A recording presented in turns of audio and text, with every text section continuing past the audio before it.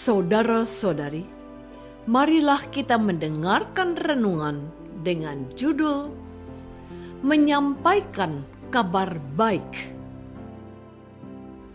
yang berdasarkan pada Injil Lukas bab 4 ayat 21. Lalu ia memulai mengajar mereka, katanya, "Pada hari ini genaplah nas ini sewaktu kamu mendengarnya."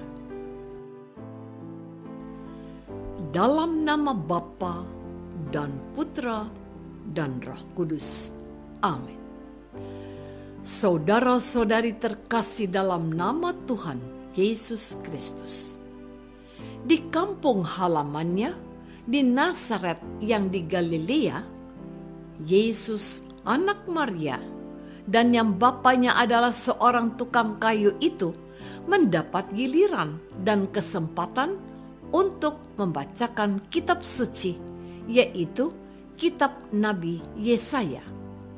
Dan yang dibacanya adalah kitab Yesaya bab 6 ayat 1 dan 2 yang bunyinya begini.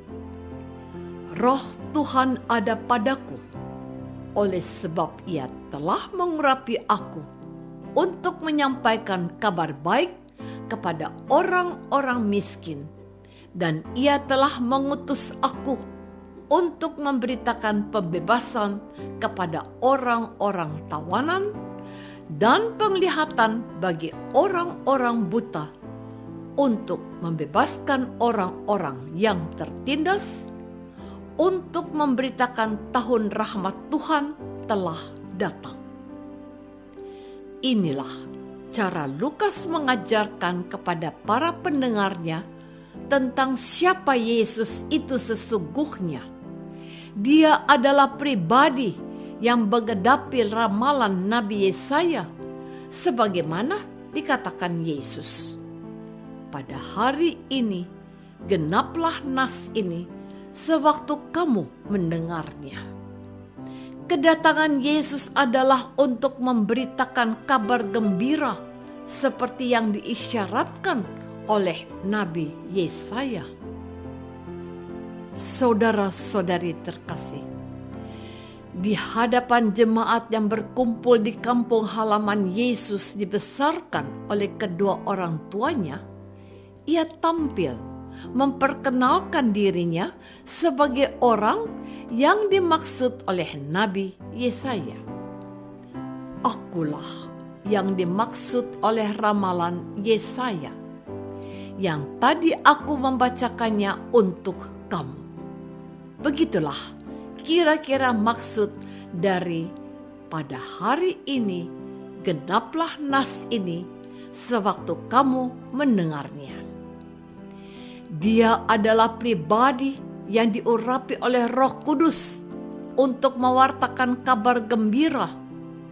Kabar gembira itu dirangkum oleh Lukas di awal-awal Injilnya, yang kemudian dikabarkan juga dalam pewartaan selanjutnya, bahwa Yesus memang telah akan menggenapi maksud dari kitab Nabi Yesaya itu.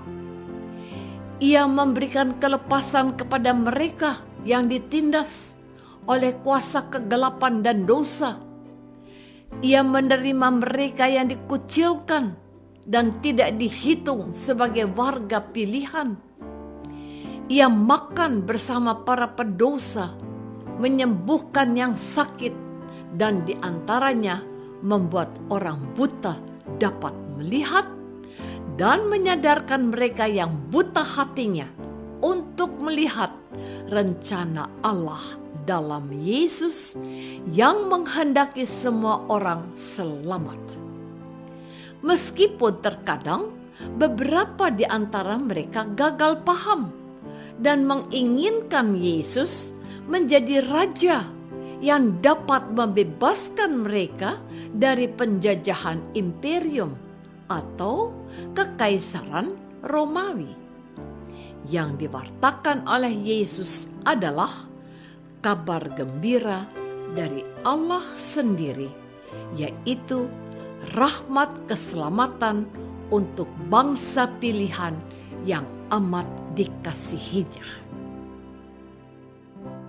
Saudara-saudari terkasih, hari ini gereja ingin supaya kita tahu bahwa tugas perutusan yang diemban oleh Yesus yang baru saja kita rayakan kelahirannya dalam pesta Natal adalah mewartakan kabar gembira. Di awal kelahirannya dikatakan Lukas bahwa malaikat mewartakan kepada para gembala, "Jangan takut, sebab sesungguhnya aku memberitakan kepadamu kesukaan besar untuk seluruh bangsa. Hari ini telah lahir bagimu juru selamat, yaitu Kristus, Tuhan di kota Daud." Lukas bahkan memberi tekanan bahwa juru selamat itu Kristus, yaitu gelar Mesias atau yang terurapi. Gelar yang muncul setelah ia bangkit dari antara orang mati. Kabar kesukaan yang besar itu adalah Yesus sendiri yang akan menyelamatkan umat Tuhan. Yesus yang terurapi itu diutus Allah untuk menyampaikan kabar baik sebagaimana yang dikatakan Nabi Yesaya. Namun, pewartaan tentang Yesus sebagai pewarta kabar gembira bukanlah berita tanpa penolakan. Seperti Yesus mengalami penolakan dari orang-orang sekampungnya, demikian jemaat perdana yang percaya kepada Yesus menemui tantangan yang tidak mudah. Namun, Lukas menyampaikan hal itu untuk meneguhkan iman jemaat perdana untuk tetap setia dan percaya kepada Yesus Kristus yang lahir di kota Daud. Orang-orang itu berusaha mencelakakan Yesus, menghalau dia dan membawanya ke tebing untuk melemparkan atau membunuh Yesus. Tetapi Yesus berjalan lewat dari tengah-tengah mereka lalu pergi. Jemaat perdana tidak perlu takut jika mengalami penolakan seperti gurunya. Mereka akan tetap baik-baik saja. Saudara-saudari terkasih, seperti Yesus, jemaat perdana harus berpegang pada maksud perutusan Tuhan Yesus sebagai pembawa kabar gembira. Mereka pun diminta untuk tetap setia menjadi pembawa kabar gembira seperti Tuhan Yesus. Mereka harus menampilkan diri sebagai jemaat yang memberkati dan mendatangkan sukacita sebagaimana ketika Yesus masih berada di tengah-tengah mereka. Kita yang hidup di zaman now mendapat tugas perutusan yang sama untuk menampilkan jati diri kita sebagai pengikut Tuhan Yesus yang juga diutus untuk menjadi pewarta kabar gembira. Tuhan menghendaki kita untuk memiliki rasa simpati dan kepedulian kepada mereka yang tertindas, baik secara fisik, psikis, maupun ekonomi. Berpihak kepada mereka yang disebut miskin, berbela rasa kepada mereka yang mencari jalan keluar atas permasalahan-permasalahan yang sedang mereka hadapi. Singkat kata, setiap orang Kristen yang percaya kepada Yesus dituntut untuk berpartisipasi atau ambil bagian dalam tugas perutusan Tuhan Yesus sendiri.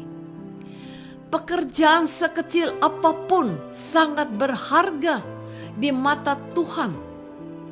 Ibu Teresa dari Kalkuta pernah berkata, "Jika engkau tidak bisa memberi makan 100 orang. 1 orang yang kau beri makan, itu berharga di mata Tuhan. Marilah kita berusaha menjadi berkat untuk sesama kita, selagi ada kesempatan untuk membahagiakan mereka. Tugas kita adalah menampakkan wajah Yesus yang mengasihi dan peduli. Apakah aku dalam hidupku sudah berusaha menjadi berkat untuk sesamaku? Marilah kita berdoa. Bapa yang Maha Baik, terima kasih bahwa kami diingatkan untuk selalu berusaha menampakkan wajah Yesus yang memberkati dan mewartakan kabar baik. Bantulah kami berusaha mewujudkannya demi Kristus, Tuhan dan pengantara kami. Amin. Semoga kita semua selalu dinaungi dan dibimbing oleh berkat Allah yang Maha Kuasa, Bapa dan Putra dan Roh Kudus. Amin.